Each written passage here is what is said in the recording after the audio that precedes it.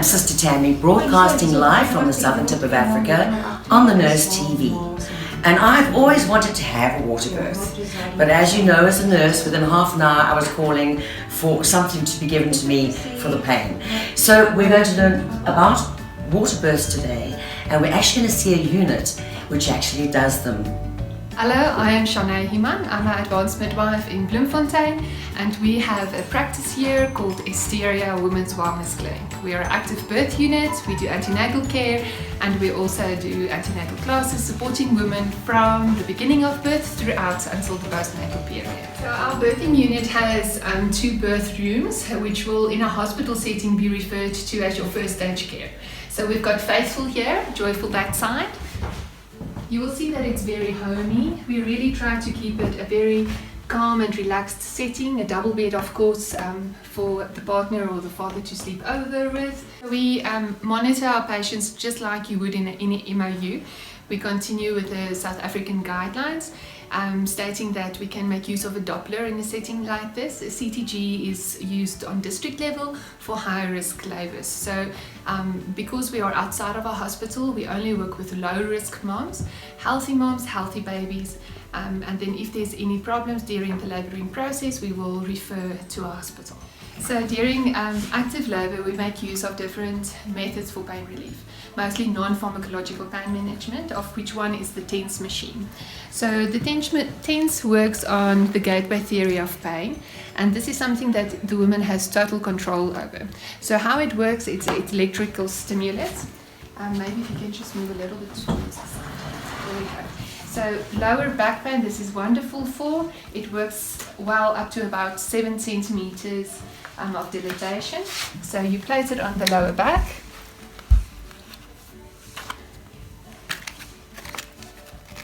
And the woman will tell you she would like it a little bit higher or a little bit lower, depending on where she is experiencing her pain the most. So how this works is the woman is in total control of this. So we put it on.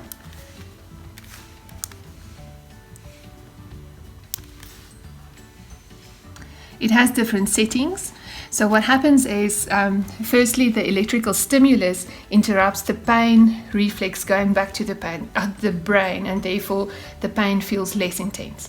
The other method is that it has a little bit of a contraction effect on the muscles, and therefore it releases endorphins, which helps with the pain management. So the endorphin release continues up to about 40 minutes after stopping the use of this. So we have everything in here that we can handle obstetrical emergency from a quick onset, but that's why we when we evaluate our moms, we choose to only work with low risk pregnancies, because we don't want to put our heads into a bee nest if we can prevent it. So we work with only low risk pregnancies with the moms and the babies. But for some scenario, whatever would it be, that the mom maybe starts to bleed too much after the birth, or even the baby has respiratory problems, we have everything means necessary to look after the baby immediately after, and to stabilize basically the mother and the baby before we need to transfer to the next level of care. So all the intubation sets, the mothers, the drips, the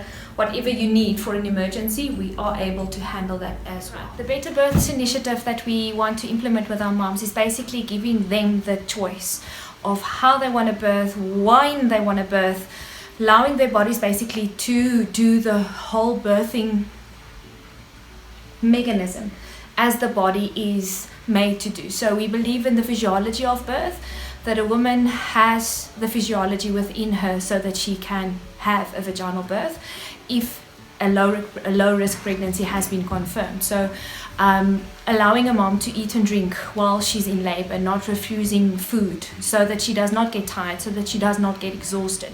Allowing a mom to be mobile so that she can walk around freely as she chose. Also then allowing her to choose the position that she wants to birth in, not compiling her to lie down on her back.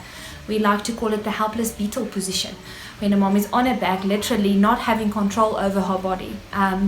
We also like a mom to be able to have support, as many that she needs while she's in labor. So we have one rule at Esteria, and that is that we don't have a rule of who we allow to be with you while you birth. So even if you want the moms, aunties and the nieces and the nephews to be present with your birth. We like the whole childbearing family, or even continue to say the whole childbearing community that fits in with your birthing community, to be present with your birth.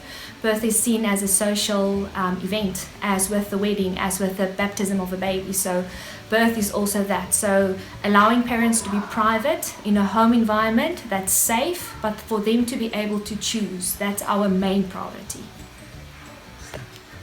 Next week we will show you and simulate an underwater birth in this unit so you can find out more about whether it's for you.